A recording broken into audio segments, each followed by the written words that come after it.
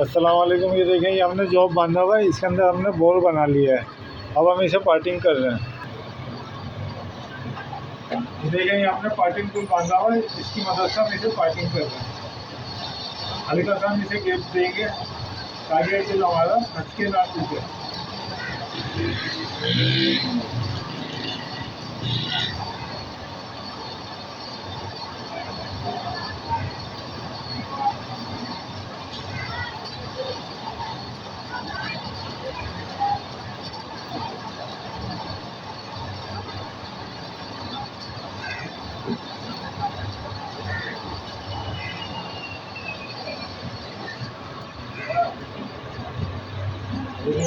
हमने इसमें से काट लिया है पार्टिंग के लिए। ये सब हमने 19.5 mm का बोर किया हुआ है।